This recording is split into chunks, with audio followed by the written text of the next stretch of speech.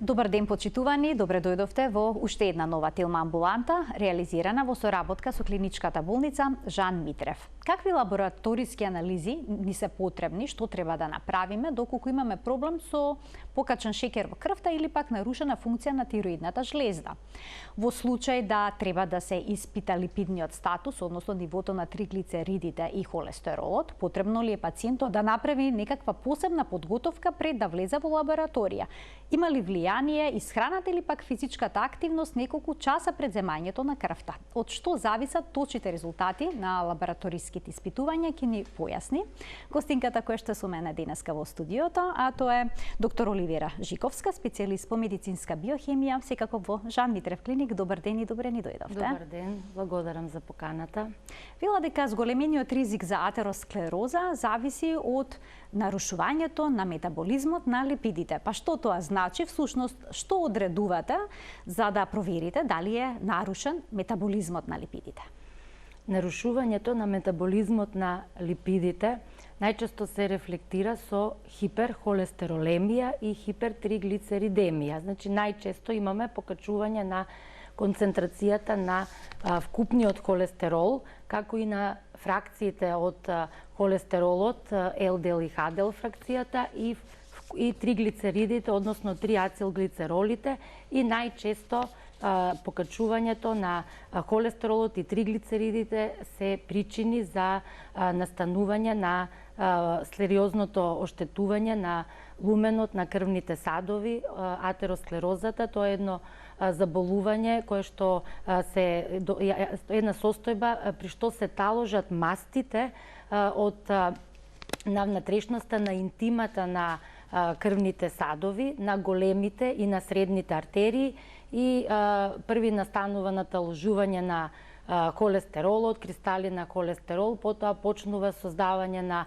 една фиброзна плака, па стеснување на луменот на крвниот сад како резултат на наталожување на мастите на внатрешноста на крвниот сад, и стеснувањето на луменот се губи еластичноста на крвниот сад, стануваат крвните садови крути, лесно пукаат и на тоа место многу лесно настанува зголемена коагулација на крвта, појава на тромбоза, и сето тоа води до една од најчестите последици за болест и смртност, а тоа е коронарната артериска болест, односно инфаркт на миокард и мозочен инсулт, односно кардиоваскуларни и цереброваскуларни заболувања. Холестеролот му е потребен на нашиот организам, и затоа го произведува црниот дроб, но сепак внесуваме холестерол и преку исхраната. И кога испитувате холестерол, најчесто се утврдуваат вредностите на LDL и HDL. Дали е тоа исто што и холестерол? Не, вака, првин холестеролот е стероидно соединение кое што се создава при разградување на масти, внесени значи екзогено со исхраната, намирниците од животинско потекло, како што се жолчката од јајце, сувомеснати производи, млека кои што се помасни, кашкавал, павлаки, такви производи од животинско потекло, се тие кои што се внесуваат, преку нив го внесуваме холестеролот, екзогениот холестерол, и холестеролот, 80% од холестеролот се синтетизира во црниот дроб.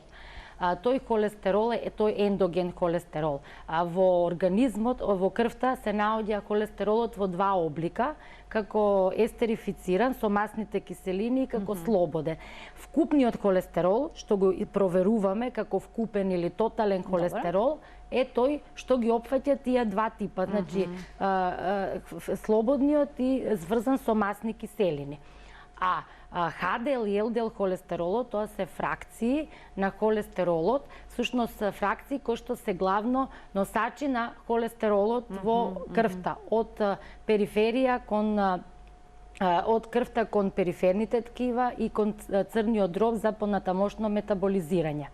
LDL холестеролот, кој што ни е познат како лош холестерол, тој носи врзува најголема концентрација на холестеролот, и тој го носи холестеролот го носи во крвните садови. Значи има можност тоа е тој лошиот холестерол кој што го носи во крвните садови, тој холестерол се наталожува и затоа е поврзан со атероматозни промени на крвните садови, значи има атерогенно дејство. Зголемената концентрација на овој холестерол е поврзана со најчестиот ризик фактор кој што е основен за настанување на атеросклероза, се разбира и со други фактори кои што секој на свој начин придонесува, а добриот холестерол или HDL холестеролот некаде 20 до 30% од холестеролот носи. Тој има улога да го носи холестеролот од крвните садови кон црниот дроб, каде што со метаболички пат се создават жолчните киселини, начинот единствен на елиминација на холестеролот во организмот, и тоа е добро да биде колку подобро, повисок, толку е подобро, затоа што има протективно дејство, односно кој штити крвниот сад од атероматозните промени. Колкава е нормалната вредност на вкупниот холестерол во нашиот организам? Вкупниот холестерол во нашиот организам, значи на метаболизмот на холестеролот делуваат многу фактори. Некои ние можеме да ги смениме, некои не. Како на пример полот, возраста, генетска предиспозиција и некои кои што можеме да ги менуваме, исхраната, физичка активност и така натаму. Значи, затоа го спомнав ова, полот, возраста. Многу е битна возраста за да се каже дали таа референтна вредност која што ја имаме препорачана 5,2 милимоли на литар одговара, затоа што со текот на возраста нивото на холестерол во крвта се зголемува и нормално достигнува некаде максимум 6-7 деценија. Сега ние не можеме да очекуваме некој во 6-7 деценија да има исти холестерол со некој што има 20-30 години, кај помладите се препорачува да биде под 5,2 и така е препорачано да биде. Ама со тек на годините таа граница може и да биде малку повисока, и се разбира кај пациенти кои што се со срцево заболување, кај нив се препорачува значи да биде строго дури пониско од 5,2, затоа и они се на терапија со симвастатини, кај нив се препорачува и LDL да биде под 2,5 за разлика од здравата популација. Така, некога се збунети кога ќе ги добијат резултатите, тие се во нормална вредност, но лекарите велат тоа е високо за вас и добиваат статинска терапија. Да, затоа се зависи и од други фактори. Значи нема едноставен одговор на ова прашање. Во период на жените, например, во репродуктивниот период, до менопауза, се позаштитени, мислам, кај нив холестеролот е понизок, заштитени се од естрогените хормони, од атероматозни промени на крвните садови, затоа што кога го мериме и холестеролот, но треба да ги видиме и крвните садови, да се направи еден кардиолошки преглед и тогаш да се види на пациентот дали му одговара таа вредност, односно таа граница под 2 или треба да биде и пониска од 5,2 или може да биде и повисока. Ако некој пациент добие ниски вредности на холестерол, тој има некаква диагностичка вредност? Знаеме дека холестеролот е многу значен во градба на клеточна мембрана. Од него се создаваат стероидните, односно половите хормони, од него се создаваат хормони на надбубрежна жлезда, витамин Д, од него се создаваат жолчните киселини, затоа е многу битен и кога имаме состојба на хипохолестеролемија, сега поретка е, обично тоа е 2,6, под 2,6 е веќе хипохолестеролемија, тогаш станува збор за исто за нарушување или пореметување на црниот дроб, или кај пациенти со хипертиреоза имаме ниско ниво на холестеролот. Кај нарушена апсорција, некои промени во дигестивниот систем или недоволен внес, значи може и ниското ниво да биде проблем, ама многу поретко е во однос на хиперхолестеролемијата. Исто така тука се триглицеридите кои што се одредуваат, какво е нивното значење, што ако се покачени, дали обичок е покачениот холестерол, се забележуваат и покачени триглицериди или пак не е еднонасочна поврзаност? Не е еднонасочна. Триглицеридите ни се главниот извор на енергија од мастите. Исто и тие може да бидат од екзогено потекло и ендогено, значи да се внесат со храна и да се синтетизираат во црниот дроб. Обично сите пациенти што испитуваат липиден статус доаѓаат са бајле на гладно и затоа тие надворешните екзогените ги нема, туку ги проверуваме ендогените. Триглицеридите се поврзани и со јаглехидратната исхрана. За разлика од холестеролот, каде што исхраната е битна, но и генетската предиспозиција. Кај триглицеридите има и генетска предиспозиција, така наречени примарните хипертриглицеридемии, а многу повеќе и начинот на исхрана и повеќе внесување на јаглехидратната исхрана. Значи јаглехидратите, шекерите, кога не се искористуваат, се депонираат во масно ткиво и може да доведат до покачување на триглицеридите. Хипертриглицеридемијата, значи нели рековме примарни и секундарни, може да бидат секундарни, најчесто се поврзани со диабетес мелитус, поврзани се со една хипотиреоза, со нефротски синдром, може преголем внес на витамин С исто така да поремети, да доведе до снижување на триглицеридите. Некоја терапија како бета-блокатори, како диуретици од групата на тиазидни диуретици може да доведат до покачување на нивото на триглицериди. Кај примарните хипертриглицеридемии, каде што имаме генетски наследен фактор, тука може да има типови на хипертриглицеридемии кои не се поврзани со хиперхолестеролемија. Значи може да имаме покачен холестерол, а нормални триглицериди и обратно, нормален холестерол, а покачени триглицериди. Дали е доволно да бидеме гладни утрото кога ќе отидеме да испитаме липиден статус во крвта? Колку време не треба ништо да јадеме? Доволно е од вечер да не јадеме ништо и за да добиеме точни резултати утрото? Па за липиден статус се препорачува неколку дена пред одење да се внимава на исхраната. Затоа што да не се зема многу масна храна, да се зема варена храна. Да се избегнува скара, мајонези, многу шекери, внесување. Последниот ден пред одење во лабораторија, последниот оброк да биде до 18 часот, затоа што за липидниот статус се препорачува дури до 14 часа да биде пациентот гладен пред да му се земе крв за испитување на липидниот статус. Ако за другите 12 часа максимум е доволно, за липидниот статус дури од 12 до 14 часа.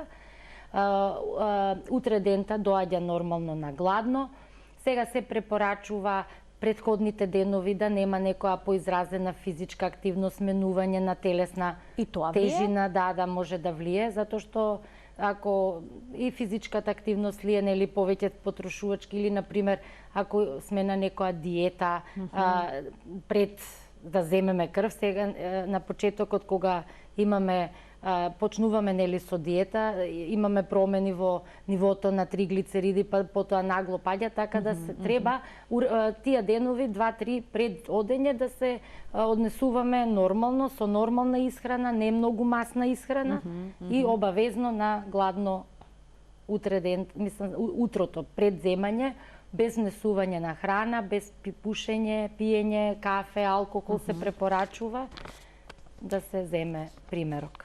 Следно ќе ни биде нивото на шекер, правилното земање крв за да се добијат точни резултати, но да ги поканим и гледачите да се вклучат во денешната телма амбуланта на телефонскиот број 3076-677. Доктор Оливера Жиковска, специјалист по медицинска биохемија во Жан Митрев клиник, е денешната гостинка која што ќе даде појаснувања за сето она што ви интересира, а е поврзано со лабораториските анализи за конкретните болести за кои што зборуваме. Многу често при рутински анализи се испитува ниво на шекер во крвта, но исто така и кога некој ќе почувствува некакви тегоби, докторот ќе се посумнева на диабетес, најнапред се утврдува нивото на гликозата во крвта. Па која е незината нормална вредност? Се препорачува да биде нивото пониско од 5,6 милимоли на литар.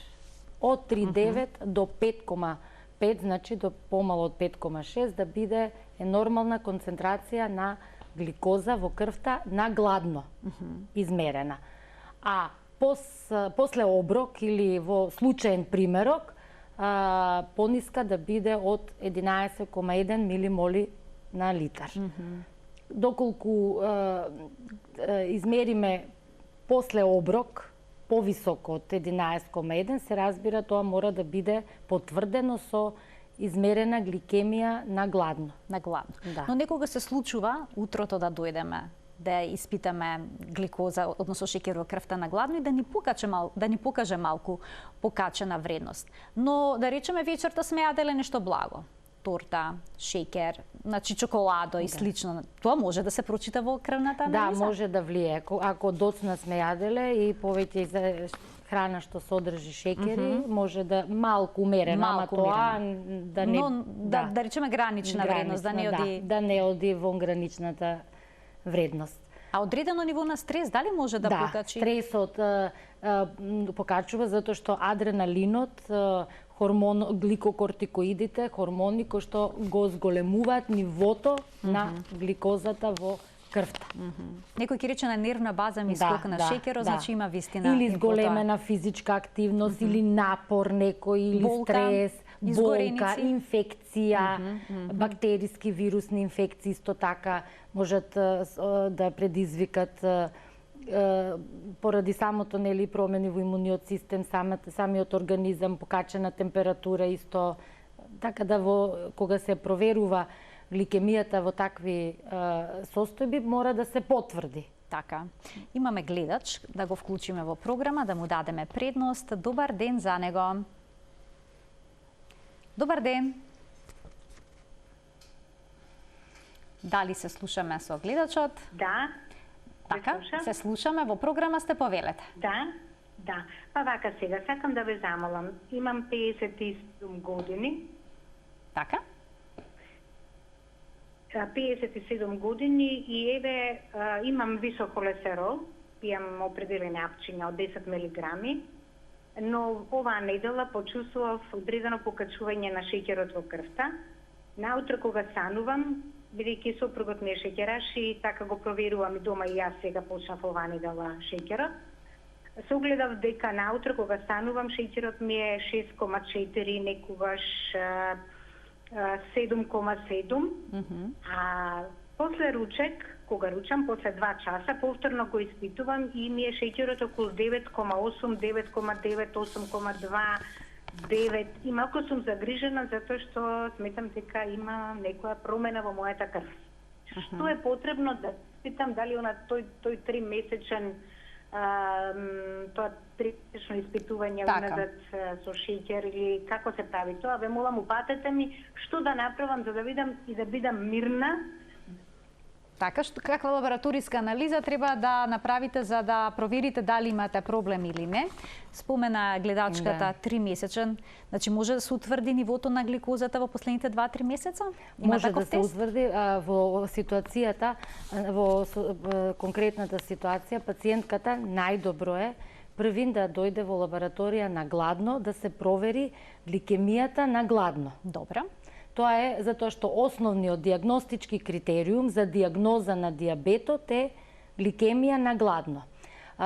Знаеме дека и шеќерната болест е болест која што не опфаќа само, не е само заболување метаболно на јаглехидрати, туку и на мастите, на протеините и секогаш се поврзани шеќерната болест со хиперлипидемиите, хипертриглицеридемиите, така да на гладно, наутро, со претходниот ден до 19 часот максимум последниот оброк да биде, утре дента наутро одморено се препорачува од 7 до 9 часот да дојде во лабораторија биохемиска да се направи први испитување на гликемија на гладно, да се види колку ќе биде концентрацијата, затоа што во домашни услови измерена не е исто. Во домашни услови со глукомерите за само контрола може да се следи. Пациенти со веќе што прима терапија, како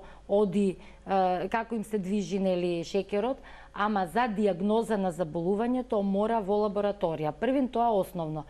Ако нивото на шекерот кај пациентката е помало од 7, добро. Тогаш може уште еднаш да се провери. Ако е повисоко од 7 или на граница, тогаш се препорачува, или ако е повисоко е диабет.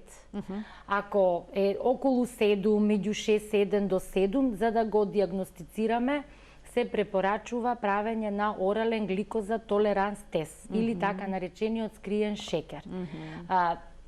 Тој ни е првиот каде што имаме сомнителни ситуации, кога многу е лесно да се диагностицира диабет, кога имаме клиничка слика со симптомите кои што се карактеристични, а тоа се жед, глад, обилно мокрење, посебно навечер мокрење, и кога имаме измерена гликемија наутро, на гладно во лабораторија, повисока од 7 или после оброк повисока од 11,1 и тогаш знаеме дека е диабет.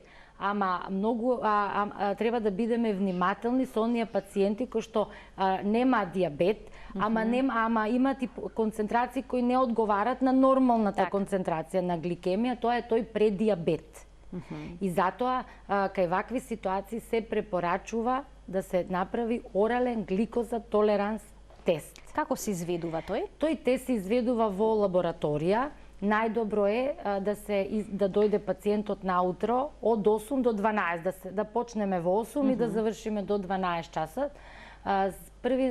Неколку дена, 3 дена пред да се изведе тестот, на пациентот му се советува да јаде како што нормално си јаде, пиење, пушење, терапија, да прима се, само да се оптерети во тие 3 дена повеќе со јаглехидрати, 100 до 150 грама. Треба да изедат чоколада. Да, 3 дена. Последниот ден пред изведување на тестот, да биде последниот оброк некаде до 8 часот, да не е покасно од 10 часот никако.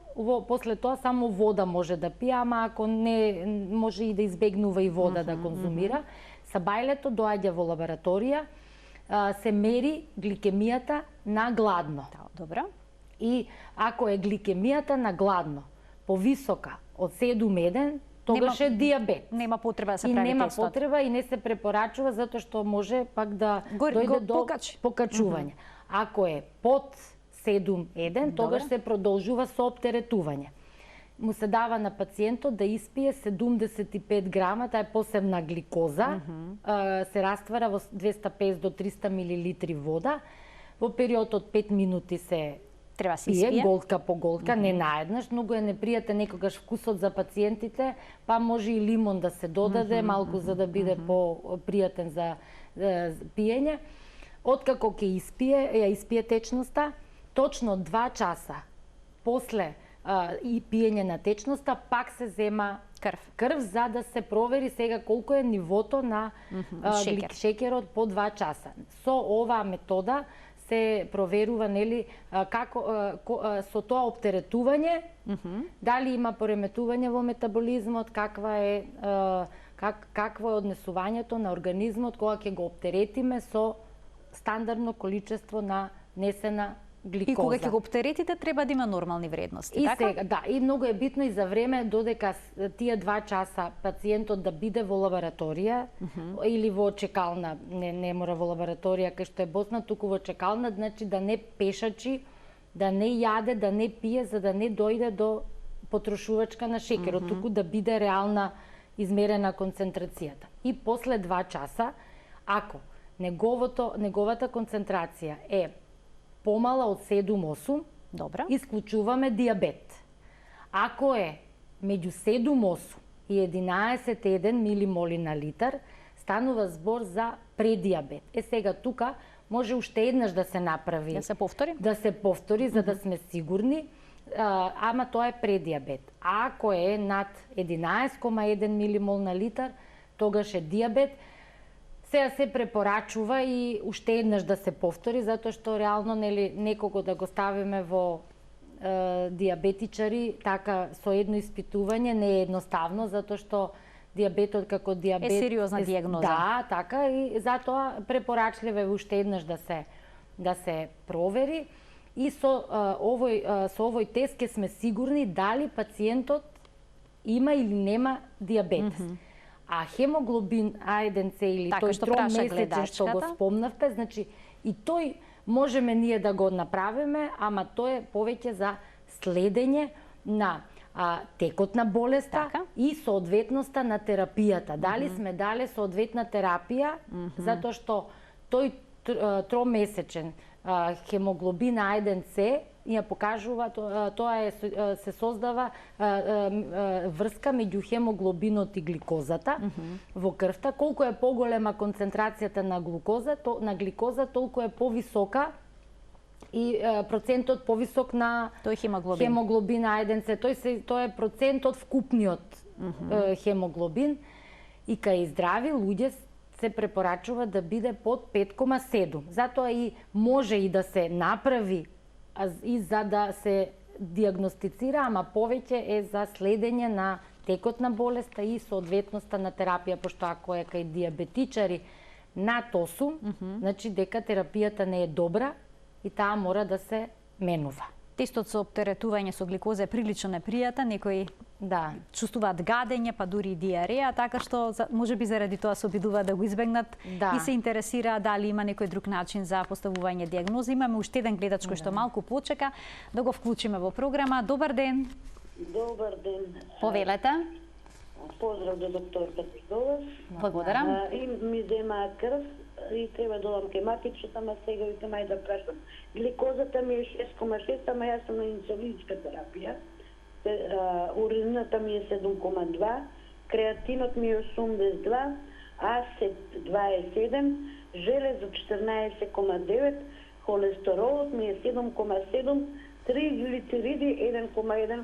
Па докторката да ми каже како се резултати од така, ви благодарам за вклучувањето. Гледачката искористи да си ја прочита својата анализа на телевизија. Вака накратко што би можеле да кажете пред да продолжиме со денешните прашања? Спомна гликемијата 6,7 не се сеќам тука некаде беше. Значи или 6,6 за пациент кој што е на инсулинска терапија, тоа е регулирана гликемија, сигурно на гладно одела во лабораторија да провери. Параметрите уреа, креатининот, АСТ, серумското железо и се добри. Триглицеридите сега покачување мало на холестеролот, сега мислам возрастна пациентка дека беше.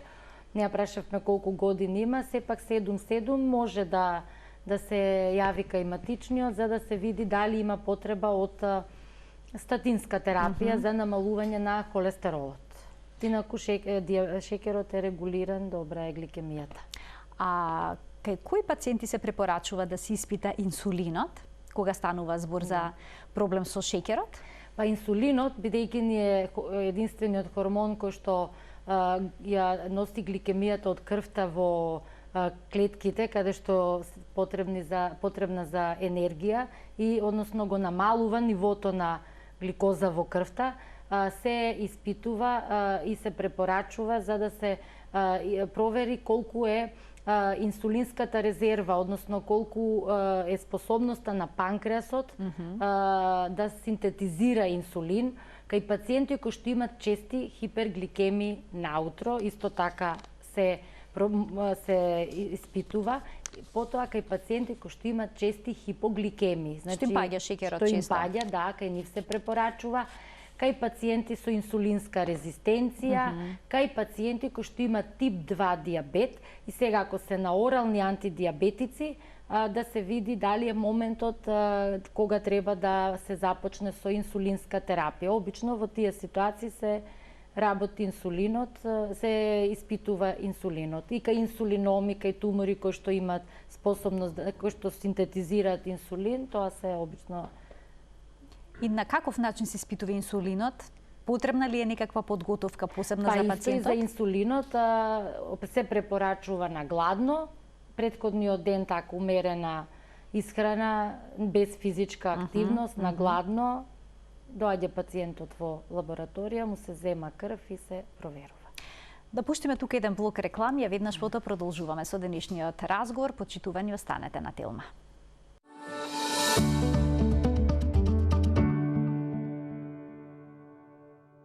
Денеска зборуваме на каков начин да се добијат точни вредности на лабораториските анализи кога земаме крв за покачен шекер во крвта, за липидниот статус, кога имаме нарушена функција на тироидната жлезда и слично, со доктор Оливера Жиковска, специјалист по медицинска биохемија во Жан Митрев клиник.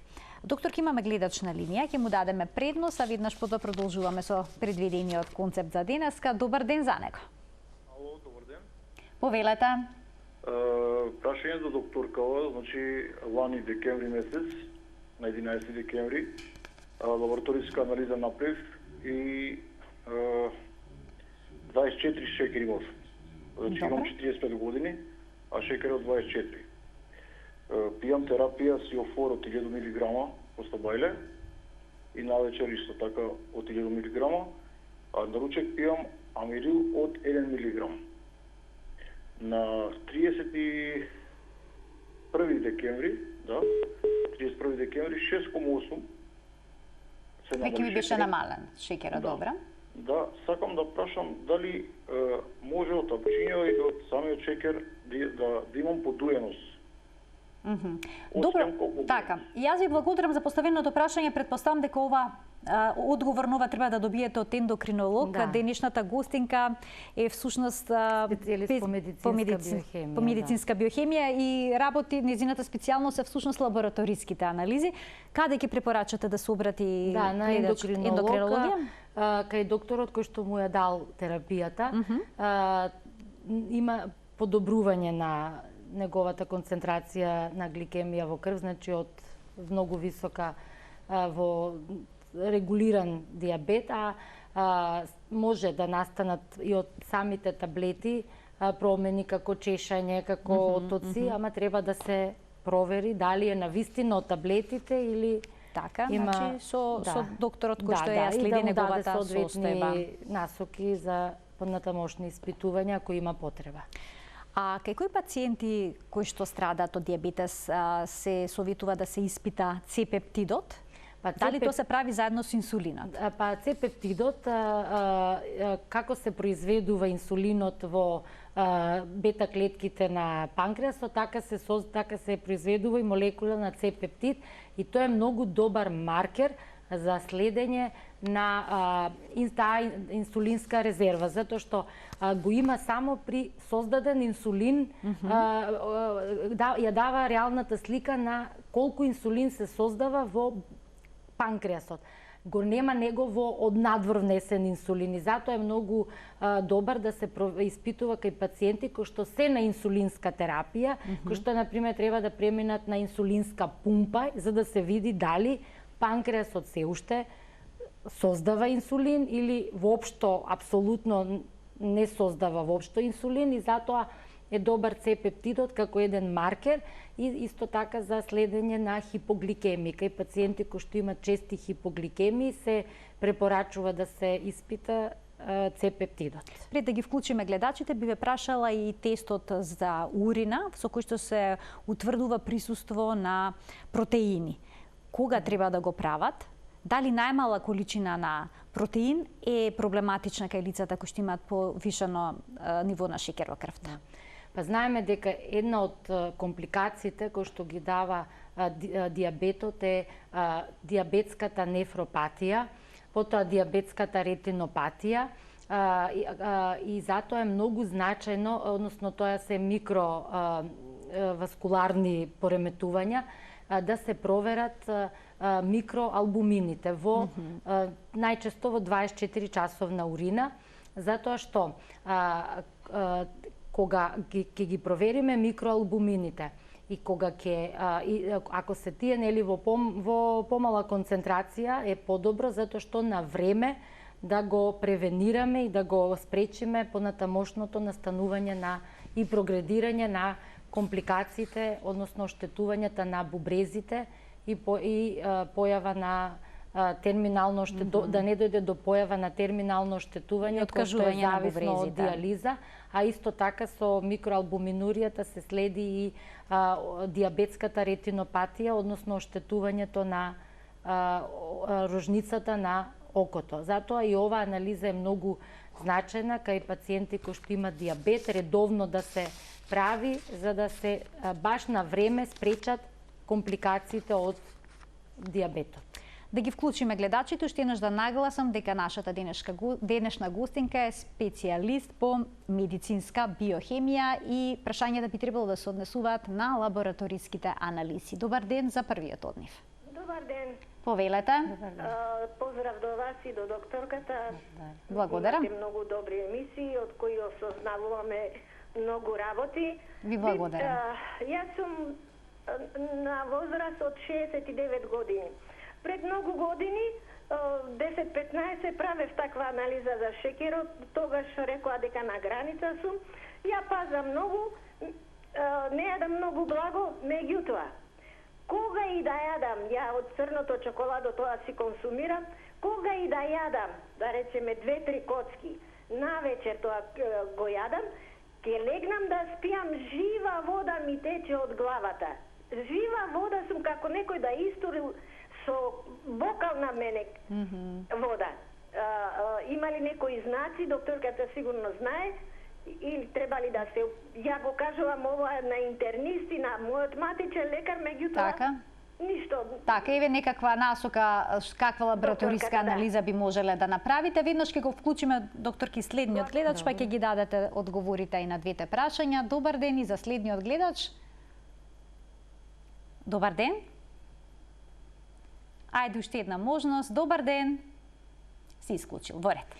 Па, многу пациенти кои што имаат на граница гликемија на гладно или после оброк, ако се нормализира, се кај нив промени хигиено, диететскиот режим, ако почнат со физичка активност, може и без терапија да се одржи. Сега сигурно пациентката имала на граница, си внимава на исхрана и го регулира нивото на гликемија.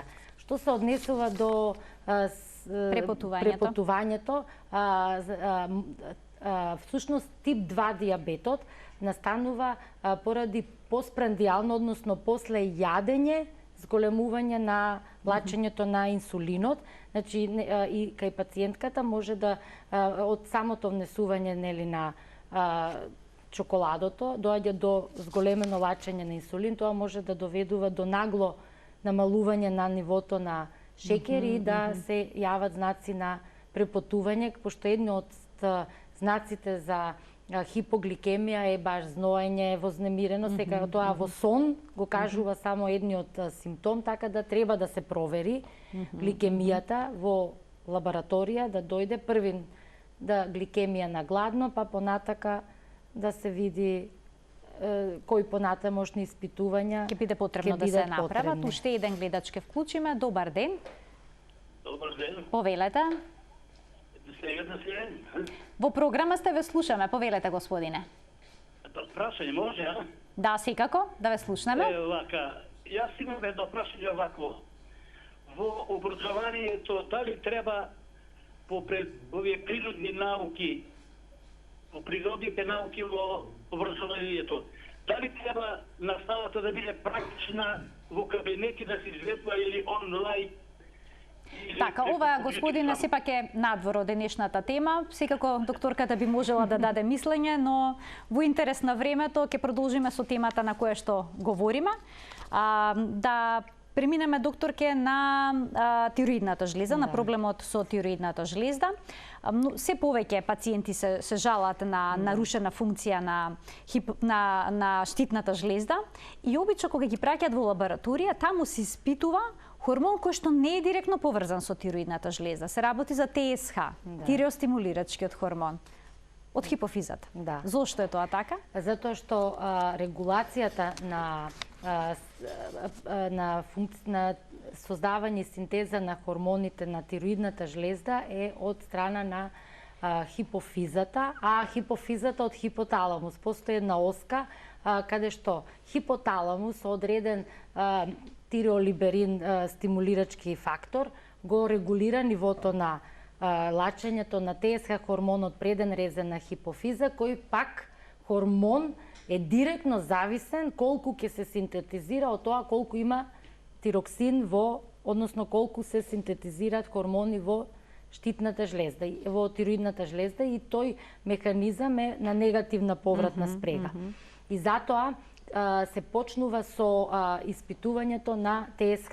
Првин се препорачува да се почне со испитување на тиреостимулирачкиот хормон. Хормон кој што ќе го стимулира лачењето на хормоните од тироидната жлезда, односно тоа се тироксинот и тријодтиронин, Т4 и Т3. А нивната концентрација пак директно влијае на неговото излачување. Ако имаме високи вредности, тој нема да се секретира и да се излачи. Ако имаме ниски вредности, ќе го има во поголема концентрација. Да, затоа што тоа е тој механизам на регулација од страна на хипоталамус и хипофизата. Се испитуваат и антитела?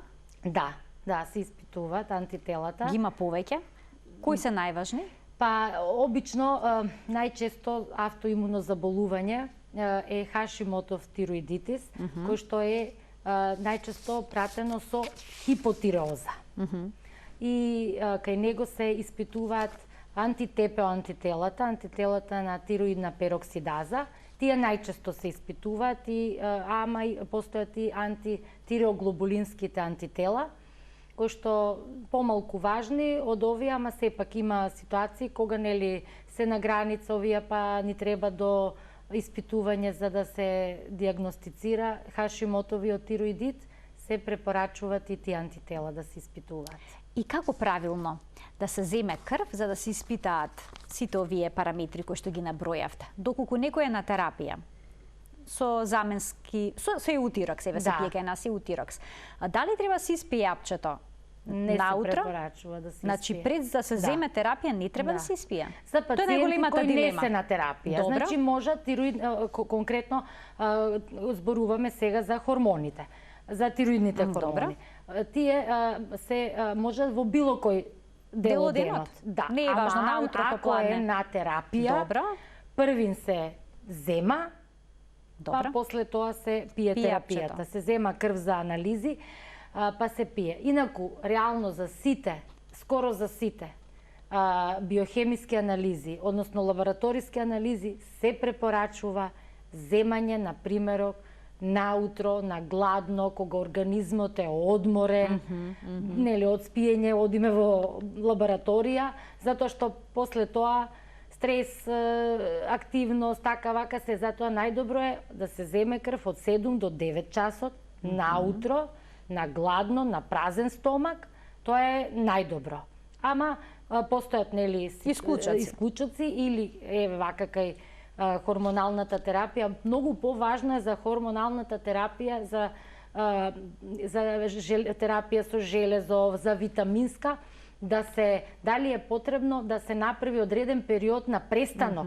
Тоа е многу особено кај железните препарати што се земаат. Колку време тука советувате да се направи пауза? Зависи на каква терапија. За железо 24 до 48 часа се препорачува да не се земат препарати со железо, овие мултивитамински.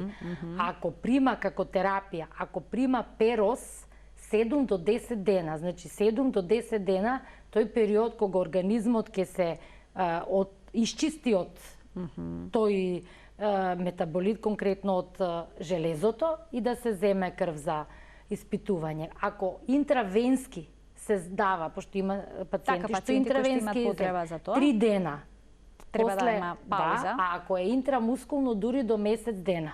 Бидејќи се задржува подолго. Да, и затоа тоа мора да се почитува, затоа што многу пациенти, само што ќе завршат со терапијата, ведно сака да видат каков е ефектот. Тогаш ефектот нормално од препаратот железен е максимален и после тоа доаѓа до снижување и нереално добиват неточен резултат. Што се уште перзистира проблемот што го имат. Конкретно за железото, подолго време треба да трае и терапијата и зависи од на каков тип на анемија. Ако ако нели имаме не толку ниски вредности, може 3 до 4. Ако имаме период на подолго траење на анемија, таму дури 3 до 6 месеци се препорачува и затоа некој да пие 3 до 6 месеци и сега не може да дојде веднаш потоа да се направи испитувањето. Ви благодарам за сите корисни совети и препораки што ни ги дадовте при земањето крв за лабораториски анализи, нешто што навистина често ни се случува во секојдневието. Се надевам ќе се видиме повторно. И на вас се надевам дека им разјаснивме некои дилеми на гледачите. Почитувани, ова беше се во денешната Телма амбуланта. Ви благодарам за вниманието со кое што не следевте. До гледање.